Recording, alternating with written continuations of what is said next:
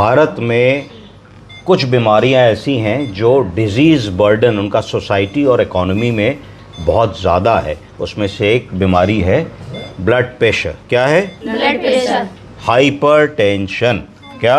Hypertension. Hypertension के कारण प्रतिदिन हज़ारों लोग ऐसे हैं जिनको लकवा मारता है, पैरालिसिस होती है, स्ट्रोक होता है, इस्केमिक स्ट्रोक होता है, ब्लीड होती है, इंट्राक्रैनियल हैमरेज होता है, जिसके कारण कम उम्र में भी, जैसे कि हम देख सकते हैं, कम उम्र में भी आदमी चलने फिरने से मजबूर हो जाता है और बेड रिडन हो जाता है और लंबे समय तक बिस्तर पे आ जाता है और कई बार ऐसा होता है कि रिकवरी नहीं हो पाती है और बचा हुआ जीवन उसको बिस्तर पे निकालना पड़ता है। अर्थात अगर हम यहाँ देखें, हमारे पास लगभग 40 वर्षीय व्यक्ति हैं और 40 वर्षीय व्यक्ति में इतना बड़ा स्ट्रोक हुआ है कि वो बिस्तर पे आ गए हैं और एक 50-50% पॉसिबिलिटी है कि बचे हुए जीवन में वो अपने पैरों पे खड़े हो भी पाएंगे कि नहीं। क्या नाम है आपका? मनीषा मौर्य। मनीषा जी, जरा यहाँ से पढ़ के बताइए हम लोगों को। Diagnosis diabetes mellitus hypertension DKD। और DKD का मतलब बताइए। Diabetes kidney disease. हाँ, diabetes kidney diabetic kidney disease. आगे बताइए। Ischaemic stroke currently with left frontal lobar bleed hypertension. ये हमारे नॉर्मल। तो इन्होंने पढ़ा कि ये जो मरीज़ हमारे साथ हैं कुल 41 वर्ष के हैं, इनको डायबिटीज़ की भी बीमारी है, ब्लड प्रेशर की भी बीमारी है। क्योंकि इन्होंने अपनी डायबिटीज़ का ध्यान नहीं दिया तो डायबिटीज़ का एक कॉम्प्लिकेशन जिसमें किडनी ख़राब होने लगती है, जिसको डायबिटिक किडनी डिजीज़ DKD या डायबिटिक नेफ्रोपैथी कहते हैं, वो भी इनको हो गई। इसके साथ में इनको इस्केमिक स्ट्रोक भी हुआ। इस्केमिक स्ट्रोक का मतलब है कि इनकी कैरोटिड आर्टरीज पार्शली ब्लॉक्ड रही होंगी, ब्लड प्रेशर बढ़ा होगा और कैरोटिड आर्टरी से कोई क्लॉट निकल करके ब्रेन के सर्कुलेशन में गया होगा, जिसकी वजह से ब्रेन में ऑक्सीजन और ब्लड नहीं पहुंचा और इस्केमिक स्ट्रोक हो गया। सिर्फ इतना ही नहीं हुआ, इसके साथ में इनको लेफ्ट फ्रंटल लोबर ब्लीड हुई, हाइपरटेंसिव ब्लीड। ब्लड प्रेशर की दवा इन्होंने समय पे नहीं खाई होगी, जिसके कारण ब्लड प्रेशर बढ़ा होगा। ब्लड प्रेशर बढ़ने के कारण ब्रेन में रक्त कोशिका रप्चर कर गई होगी और रप्चर कर जाने से इंट्राक्रैनियल हैमरेज या ब्लीडिंग मरीज में हो गई होगी। इतनी बातें। अब बताइए क्या लिखा है ये? सर ये हाँ, प्रेजेंटिंग कॉम्प्लेन। Presenting complaints. मरीज जब आए तो उन्होंने क्या शिकायत बताई? Patient presented at hospital with chief complaints, behaviour changes, incontinence, recent memory impairment since. एक तारीख लिखी है। तो जब आए तो मरीज में क्या था? बिहेवियरल चेंज था। चेतनता में गिरावट थी, रिस्पांस ठीक से नहीं दे रहे थे, ओरिएंटेड नहीं थे, हाथों पैरों का मूवमेंट नहीं कर रहे थे, एंग्शियस थे। ये सारे बिहेवियर में परिवर्तन परिवार ने नोटिस किया। इनकॉन्टिनेंस थी, यानी कि सूसू और पॉटी रोक नहीं पा रहे थे, बता नहीं पा रहे थे, बिस्तर पे हो जा रही थी। रीसेंट मेमोरी इम्पेयरमेंट, परिवार ने नोटिस किया कि इनको सडनली जो है लोगों के नाम नहीं पहचान पा रहे हैं, भूल रहे हैं, कंफ्यूज्ड बातें कर रहे हैं, मास्किंग इफेक्ट हो रहा है। सारी बातें जो है परिवार ने नोटिस करी। History of present illness, patient presented to the hospital with care of क्या है sir? Incontinence with increase weakness associated with behaviour changes and memory loss. Patient past history of diabetes mellitus, hypertension, DKD, stroke, small lacunar infarct with history of right side paralysis है ना, no known drug allergy. तो इतनी बातें हमको इसमें पता लगी कि ये किस प्रेजेंटेशन से हमारे पास पेशेंट हमारे हॉस्पिटल में आए। जब ये हॉस्पिटल में आए तो इनका ब्लड प्रेशर बहुत बढ़ा हुआ था, इनका SpO2 कम था, फेब्राइल थे, टेकिकार्डिया हो रहा था इनको और रेस्पिरेटरी रेट टेकेपनिया भी इनका हो रहा था। तो हॉस्पिटल में आकर के इनका इनिशियली कंजर्वेटिव मैनेजमेंट हुआ, न्यूरोलॉजी की टीम ने देखा, न्यूरोसर्जिकल टीम ने देखा, डीकंजेस्टेंट थेरेपी शुरू हुई, ब्लड प्रेशर का कंट्रोल के बारे में ध्यान दिया गया, डायबिटीज़ के कंट्रोल के बारे में ध्यान दिया गया, वाइटल स्टेबलाइज किए गए, इलेक्ट्रोलाइट्स को देखा गया, कैथेटर लगाया गया, खा नहीं पा रहे थे तो नाक की नली या फीडिंग ट्यूब लगाई गई। तो इस बात का लब्बो लबाब क्या है, जिस्ट क्या है? जिस्ट ये है कि हम सब लोगों को 40 साल की उम्र के बाद हर महीने एक बार अपना ब्लड प्रेशर नापना चाहिए। कौन लोग ज़्यादा रिस्क फैक्टर पे हैं? वो लोग ज़्यादा रिस्क फैक्टर पे हैं जिन लोगों के घर में मम्मी को, पापा को, दादी को, बाबा को, नाना को, नानी को ब्लड प्रेशर की बीमारी है। इसको कहते हैं family history, positive family history जिन लोगों को है। ऐसे लोग जो नशा करते हैं, सिगरेट, शराब, तंबाकू, अल्कोहल का सेवन करते हैं, उसमें ब्लड प्रेशर बढ़ने की पॉसिबिलिटी ज़्यादा होती है। ऐसे लोग जिनका वजन ज़्यादा है उनको क्या कहा जाता है? OBCs patients. ओबेसिटी कैसे नापी जाती है? बॉडी मास इंडेक्स से। तो जो लोग मोटे हैं, जिनका वजन ज़्यादा है, उन लोगों में भी ब्लड प्रेशर होने की पॉसिबिलिटी ज़्यादा होती है। छोटी छोटी बातें मरीज़ बताएंगे, भाई यहाँ से वहाँ तक चल के जाते हैं, दम फूलने लगता है, सांस फूलने लगती है, थोड़ा रुकना पड़ता है, ज़्यादा देर पैर लटका के बैठो तो पैरों में सूजन आ जाती है।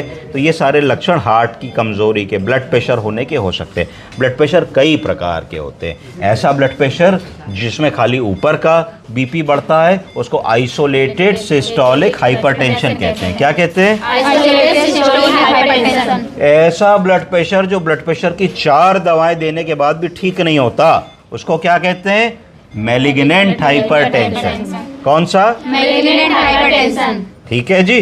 तो कई प्रकार के ब्लड प्रेशर होते हैं, तो हमको देखना है कि हमारे मरीज में कैसा ब्लड प्रेशर है। खाली ऊपर का सिस्टोलिक बीपी बढ़ रहा है, डायसिस्टोलिक बीपी बढ़ रहा है, दोनों बढ़ रहे हैं, एक दवा पे कंट्रोल्ड है, या बिना दवा के लाइफस्टाइल पे ही हम कंट्रोल कर ले गए कि मरीज से हमने कहा भाई वर्जिश करो, व्यायाम करो, 3 किलोमीटर 4 किलोमीटर रोज़ टहलो, खाना पीना कम कर दो, नमक कम खाओ, फिजिकल एक्टिविटी बढ़ाओ, ये सारी चीज़ें करोगे तो धीरे धीरे ब्लड प्रेशर लाइफस्टाइल मॉडिफिकेशन से ही कम हो जाएगा।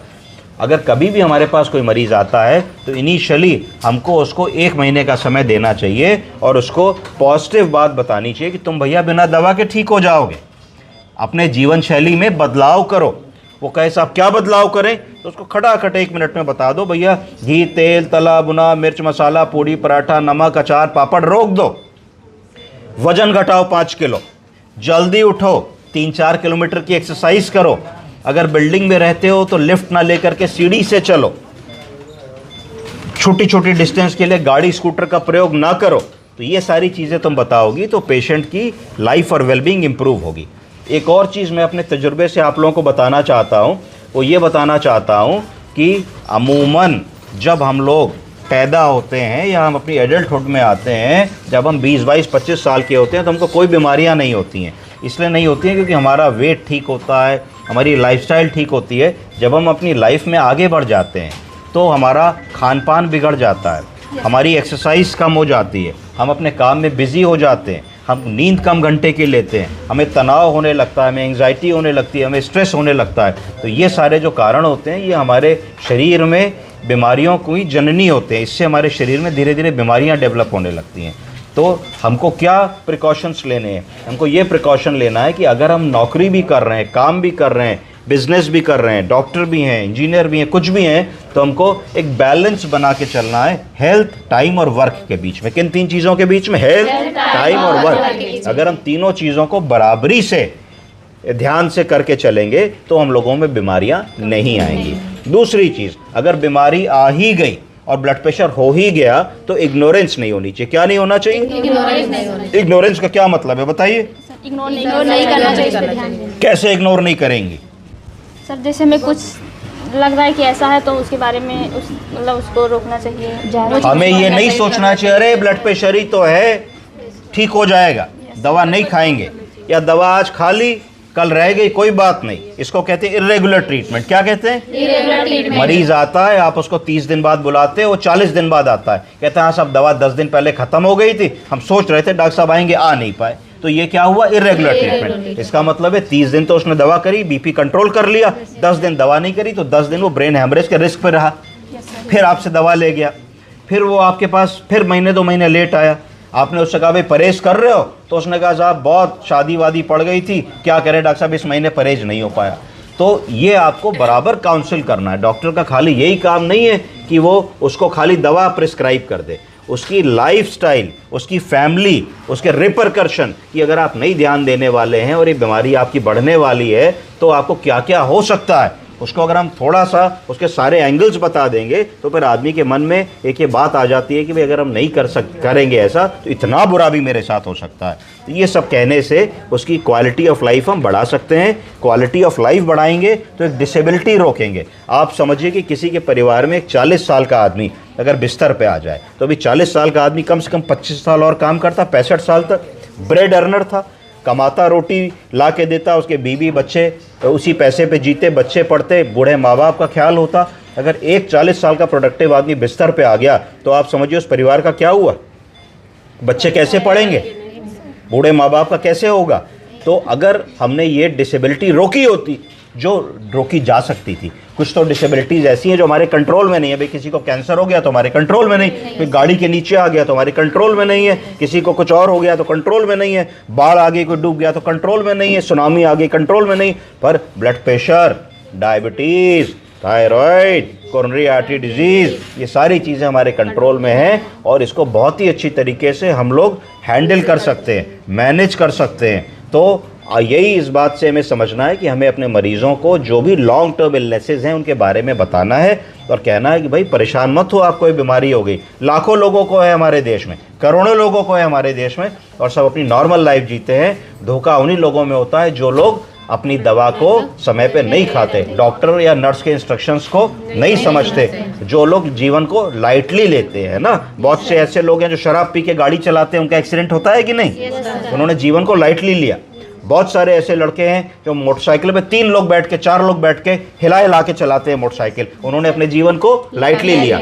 ऐसे लोग हैं जो 4 लोग हिला हिला के मोटरसाइकिल लहरा लहरा के चला रहे, हेलमेट भी नहीं लगाते, तो उन्होंने अपने जीवन को और लाइटली लिया। मैं तो जब ऐसे लोगों को देखता हूं तो मन में बात आती है, ये अपने माँ बाप के बारे में बेचारे क्यों नहीं सोचते। अगर एक 18-20 साल का बच्चा किसी का गाड़ी के नीचे आ गया और हेड इंजरी हो गई और पैरालिसिस हो गई तो बचा हुआ जीवन उसकी देखभाल कैसे होगी।